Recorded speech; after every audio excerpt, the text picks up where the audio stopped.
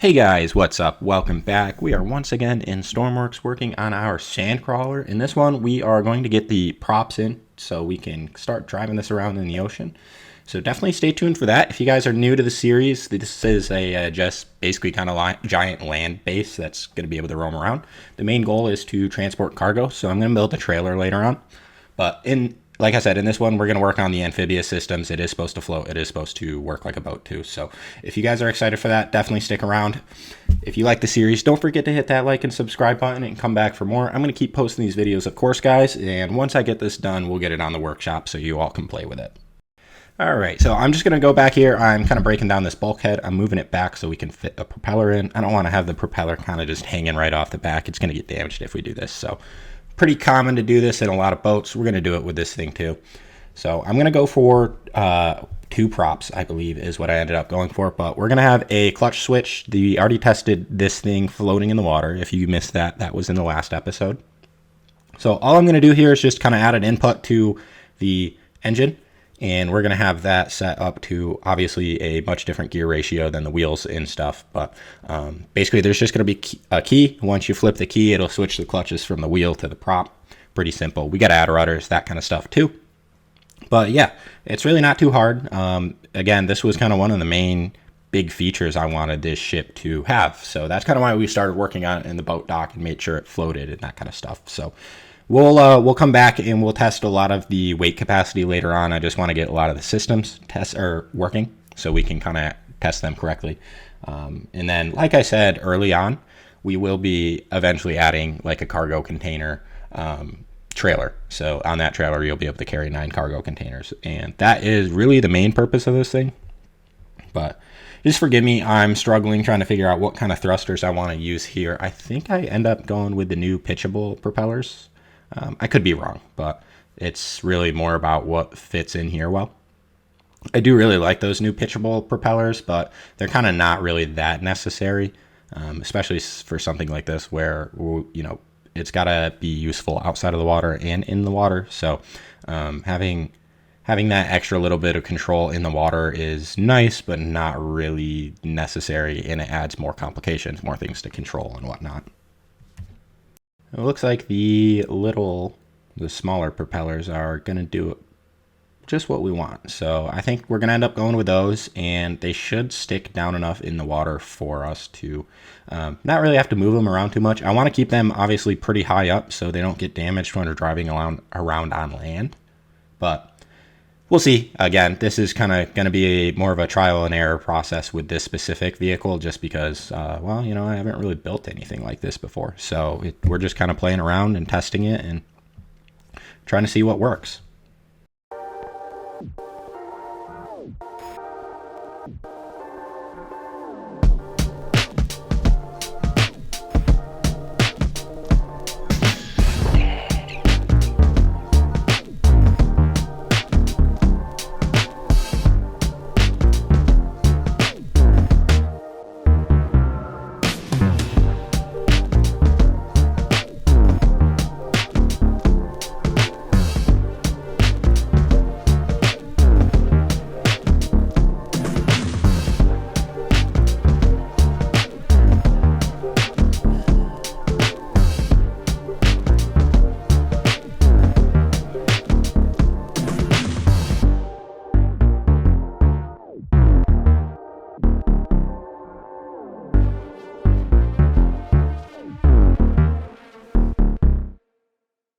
All right, well, we had just a quick little clip of us building a little bit more, a little quicker there. Now we're going to move on to hooking up the drivetrain. So pretty simple. We don't have any of the wheels hooked up. That's what that pipe right there is. So I'm going to extend these down, and then we're going to kind of work on just a giant transmission. It's going to look pretty ugly now. We'll cover it up later. We'll make it look better. But a lot of times when I start working on my engines, I like to just kind of make the drivetrain really, really ugly and make sure everything's accessible until it starts driving nice, and then I cover it up. Just because you have to play around with the gearing a lot and clutches a lot. one of the things you'll notice with this is there are a lot of gears that go into this creation, but that's because we have the 2 different driving modes, and then I'm also going to have generators, and it's a smaller diesel engine that's going to run at a lower RPS, so we have to give it some overdrive gears and stuff like that.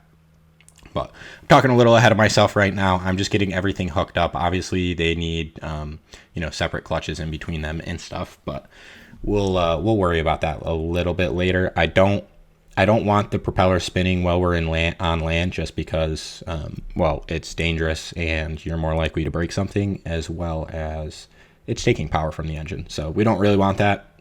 It's not really great. So I'm going to add these separate clutches, and that way they disconnect when we are driving on land.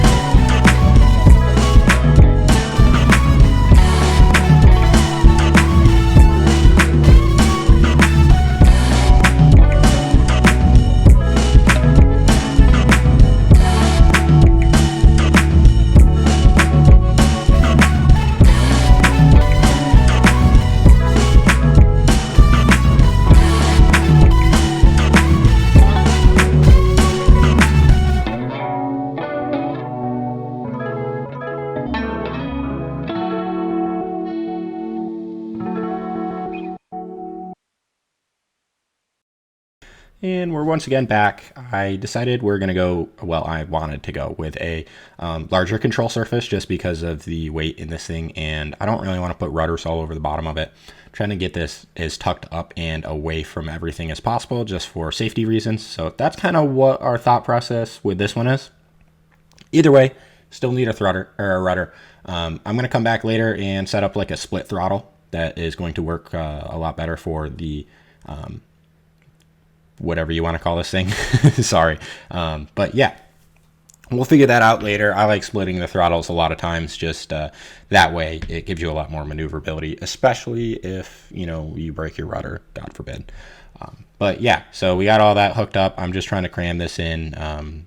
Got as large of a control surface in here as we could, which is good. I'm pretty happy with how maneuverable the ship ends up being in the water. Again, it's got to do both. So it's a little more acceptable if it's not super maneuverable in the water, as long as it's good on land. And that's kind of what I'm going for here. So it's going to be very, very easy to drive on land, and it's going to work just like a very basic boat. So I'm not going to put all these fancy, crazy boat systems in it because, ideally you're not just spending all of your time on the water. You're taking it out in and out of the water a lot. So that's what we're going to do.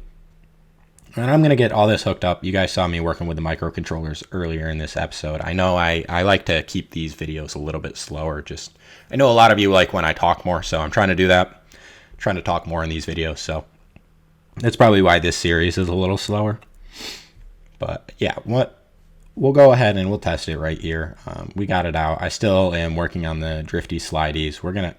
I know I've said this in the past, but I'm going to change the wheels. A lot of this is going to change. Like that cutout on the roof is going to go bye-bye. The helipad is going to go bye-bye. A lot of things are going to change, but we're going to just dive bomb this thing straight into the water and see how it works.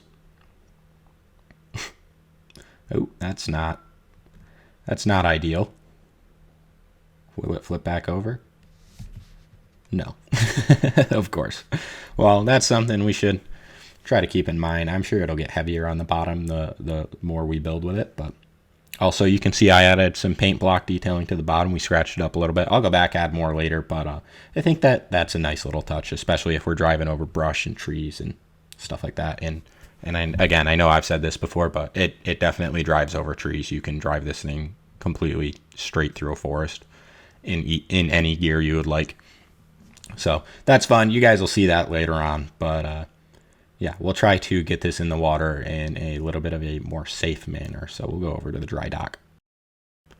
But we are more or less done with the building in this episode. We are going to kind of just test it and drive around a little bit. I know you guys haven't really seen this thing too much in action, so I like to obviously add that to a lot of my videos. But we're coming in the water right now. I turned the switch. You can see our propellers are starting to turn. Looks like I'm not deep enough in the water. Let's drive forward and get the propellers switched back on. See how this works out for us. Which it looks like they are turning, but I think I didn't hook up the prop pitch something.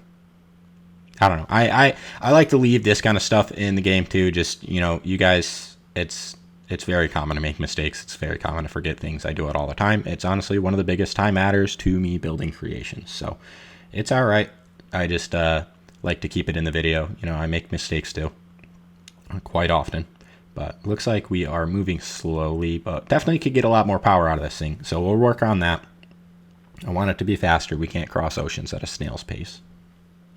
But while I work on that, it's probably a good time to once again bring up, guys, if you have not seen, I finally made a Discord channel. It's a great place if you want to kind of make some friends and meet new people, play some games. We like to chat and have fun in there quite a bit. There's a lot of games that we will get on and play a bunch of different stuff that isn't necessarily Stormworks. The Discord is welcome to anyone. We don't just talk about Stormworks and do Stormworks stuff in there. It's for any of you guys that likes games. So definitely check it out. I'll have a link down below. But enough of that. I'm getting this extra gearbox on so we can increase our prop speed. I wanted to make this thing faster, so hopefully that'll do it.